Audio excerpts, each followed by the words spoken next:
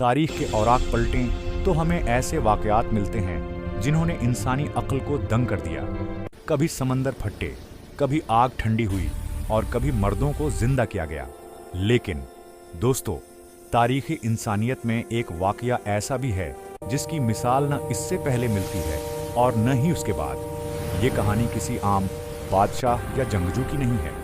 ये कहानी उस हस्ती की है जिसके इस्तिकबाल के लिए ज़मीन का कोई महल नहीं, बल्कि कायनात के रब का अपना घर मुंतखब किया गया। ये वो राज है जो सदियों से मक्का की फ़ज़ाओं में गूंज रहा है। ज़रा तसव्वुर करें, 1400 साल पहले का अरब, जब जहालत के अंधेरे छाए हुए थे, तपता हुआ सोहरा, गर्म लो के थपीड़े और पत्थर के खुदा। लेकिन इन पत्थरों के दरमियान अल्लाह का एक घर ऐसा था जो सदियों से किसी खास मेहमान का इंतज़ार कर रहा था। खाना काबा, जो अपनी तामीर के दिन से ही खामोश था। लेकिन 13 रजब को इस घर की दीवारों ने वो मंजर देखा जिसने फज़कुस के सारे कवानीन तोड़ दिए। जब दीवार काबा फटी, जब सांप ने सजदा किया और जब दुनिया ने पहली बार शेर खुदा की ज़ियारत की। तैयार हो जाइए, क्योंकि ये महज एक कहानी नहीं, ये वो हकीकत है जिसे सुनकर आज भी दिल की धड़कनें तेज़ हो जाती हैं। जमा का दिन था और रजब का मुबारक महीना। मक्का मुकरमा की गलियां मामूल के मुताबिक परहजूम थीं। कुरैश के सरदार काबा के अर्द गिर्द अपनी महफिलें जमाए बैठे थे और ज़ायरीन तवाफ में मसरूफ़ थे। सूरज सिर पर था और ज़मीन तांबे की तरह तप रही थी। अचानक मक्का के लोगों ने एक बावकार खातून को हरम की तरफ आते देखा। ये कोई आम खातून नहीं थी, ये जनाब फातिमा बनती असद थीं, जो कबीला बनी हाशिम की इज्जत और वक़ार थी। लेकिन आज उनकी चाल में एक अजीब सी इत्तराबी कैफियत थी। चेहरे पर दर्द के आसार नमाया थे और पेशानी पर पसीने के कतरे चमक रहे थे। ये वो वक्त था जब विलादत का वक्त करीब आ चुका था। दर्द की शिद्दत बढ़ती जा रही थी। आम तौर पर ऐसी हालत में ख़वातीन अपने घरों का रुख करती हैं, पर्दे का इंतज़ाम करती हैं और दाइयों को बुलाती हैं। लेकिन कुर्बान जाएं इस बीबी के यकीन और तवक्कुल पर। उन्होंने किसी इंसान का सहारा लेने के बजाय सईदा अल्लाह के घर का रुख किया। तारीख गवाह है कि जब वो काबा के करीब पहुंचे तो उन्होंने काबा की दीवार के साथ टेक लगा ली। उनके हाथ लर्ज रहे थे, लेकिन दिल अल्लाह की याद से सरशार था। उन्होंने आसमान की तरफ देखा और एक ऐसी दुआ मांगी जिसने अर्श को हिला दिया। उन्होंने कहा, आए मेरे परवरदगार, मैं तुझ पर, तेरे भेजे हुए तमाम नबियों पर और तेरी नाजिल की हुई तमाम किताबों पर ईमान रखती हूँ। मैं अपने जद हज़रत इब्राहीम अलैहिस्सलाम के दीन की तस्दीक करती हूँ, जिन्होंने ये घर तामीर किया। बस ए अल्लाह, इस घर की तामीर करने वाले के वास्ते और इस बच्चे के वास्ते जो मेरे बतन में है और जो मुझसे बातें करता है, मेरी इस मुश्किल को आसान फरमा और इस विलादत को मेरे लिए सहल कर दे। अभी यह जमला मुकम्मल भी न हुआ था कि कायनात ने वो मंजर देखा जिसका तसव्वुर भी मुहाल था। अचानक एक जोरदार कड़क की आवाज आई। ये आवाज बादलों की गर्ज नहीं थी, ये जलजला नहीं था, ये काबा की दीवार थी। वो दीवार जो सख्त सियाह पत्थरों से बनी हुई थी, जिसे तोड़ने के लिए बड़ी बड़ी मंजनेकें और हथौड़े भी नाकाम हो जाते। वो दीवार मोम की तरह नर्म हो गई। रखने यमानी की तरफ से पत्थर अपनी जगह छोड़ने लगे। एक दिराड़ नमूदार हुई और देखते ही देखते वो दिराड़ एक दरवाजे की शक्ल अख्तियार कर गई। वहां मौजूद लोग, जिनमें अब्बास बिन अब्दुल मुत्तलब और यजीद बिन कौब शामिल थे, अपनी आंखों पर यकीन नहीं कर पा रहे थे। वो बताते हैं कि हमने देखा कि दीवार फटी और जनाबे फातिमा बनती असद इस गैबी रास्ते से काबा के अंदर दाखिल हो गईं। और फिर उससे भी ज्यादा हैरान कन बात हुई, जैसे ही वो अंदर गईं, दीवार दोबारा आपस में जड़ गई। पत्थरों ने एक दूसरे को ऐसे जकड़ लिया जैसे वहां कभी कोई शग्गाफ था ही नहीं। खामोशी, मौत का सा सुनाटा और फिर अचानक शोर मच गया। ये क्या हुआ? ये जादू है या मौजज़ा? एक औरत काबा के अंदर कैसे जा सकती है? अबू जहल और कुरैश के सरदार भागते हुए आए। उन्होंने सोचा कि शायद ये कोई साजिश है। उन्होंने काबा के मरकजी दरवाजे को खोलने की कोशिश की। वो दरवाजा जिसे रोजाना खोला जाता था, आज उस पर ऐसा पहरा था कि दुनिया की कोई ताकत उसे हिला नहीं पा रही थी। ताले तोड़ने की कोशिश की गई, दरवाजे पीटे गए, लेकिन काबा ने अपने मेहमान को अपनी आगोश में छिपा लिया था। अब मक्का में ایک عجیب صورتحال تھی۔ ایک حاملہ خاتون بغیر پانی، بغیر خوراک اور بغیر کسی طبی امداد کے ایک بند پتھر کے کمرے میں قید تھی۔ لوگ سوال کر رہے تھے، اندر کیا ہو رہا ہوگا؟ کیا وہ زندہ بچیں گی؟ کیا بچہ خیریت سے ہوگا؟ لیکن اس پورے ہجوم میں، اس پورے شہر میں کچھ لوگ ایسے تھے جو پرسکون تھے۔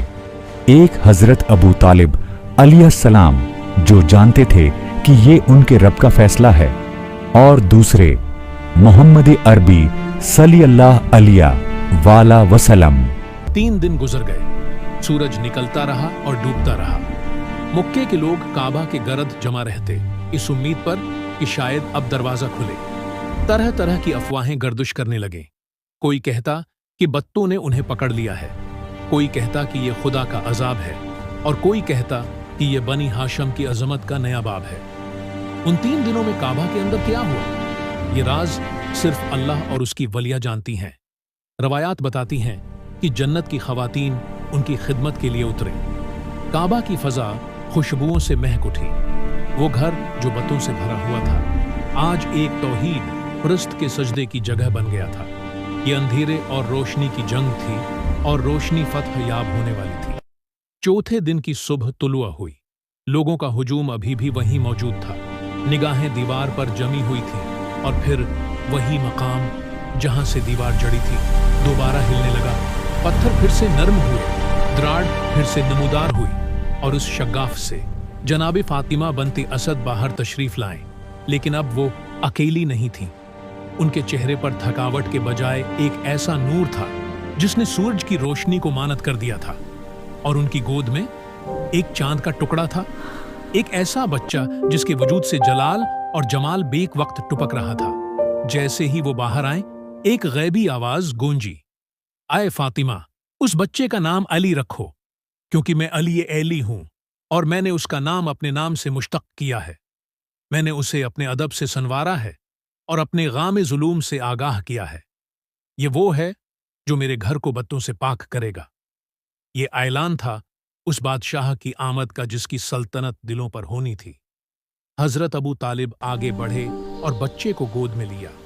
خوشی ان کے چہرے سے دیدنی تھی، لیکن ایک عجیب بات تھی، بچہ آنکھیں نہیں کھول رہا تھا۔ لوگوں نے چہ مگوئیاں شروع کر دیں کہ شاید بچہ نابینا ہے یا کسی تکلیف میں ہے، لیکن وہ نہیں جانتے تھے کہ یہ آنکھیں کیوں بند ہیں۔ یہ آنکھیں دنیا کو دیکھنے کے لیے بےتاب نہیں تھی، یہ تو کسی اور چہرے کی منتظر تھی۔ خبر رسول خدا صلی اللہ علیہ وآلہ وسلم تک پہنچی۔ وہ تشریف لائے۔ جیسے ہی نبی کریم صلی اللہ علیہ وآلہ وسلم نے حضرت ابو طالب سے اس بچے کو اپنی گود میں لیا، منظر بدل گیا۔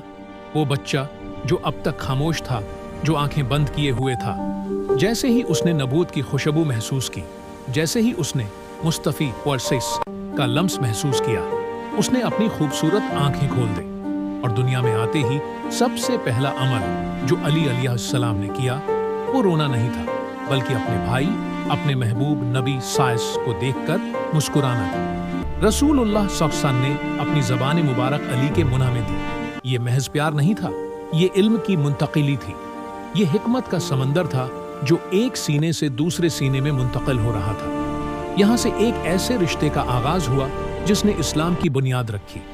من کنت مولا فہذا علی مولا کی پہلی جھلک آج کعبہ کے سائے میں نظر آ رہی تھی۔ لیکن دوستو، کہانی یہاں ختم نہیں ہوتی۔ ابھی تو آزمائشوں اور بہادری کا وہ باب کھلنا تھا جس نے عرب کے بہادروں کے کلیجے دہلا دیے۔ اس دور میں عربوں کا ایک عجیب اور جاہلانہ رواج تھا۔ جب کوئی بچہ پیدا ہوتا اور اگر اس کی ولادت پر کوئی شک ہوتا یا اس کی طاقت کو آزمانا ہوتا تو وہ اس بچے کے گہوارے میں ایک زہریلا سانپ چھوڑ دیتے تھے۔ ان کا ماننا تھا کہ اگر بچہ شریف النسل اور خوش قسمت ہے تو سانپ اسے کچھ نہیں کہے گا، ورنہ اسے ڈلے گا۔ سانپ کو گہوارے کے قریب چھوڑ دیا گیا۔ وہ اپنی خوفناک زبان نکالتا ہوا، بل کھاتا ہوا ننھے علی کی طرف بڑھا۔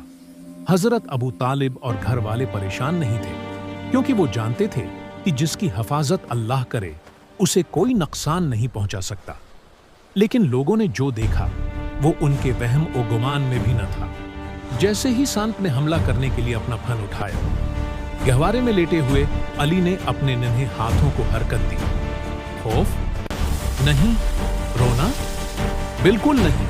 उस शेर खुदा ने बजली की तेजी से अपने दोनों हाथ बढ़ाए, एक हाथ से सांप का मुंह दबोचा और दूसरे से उसका जिस्म, और एक ही झटके में चीर कर रख दिया।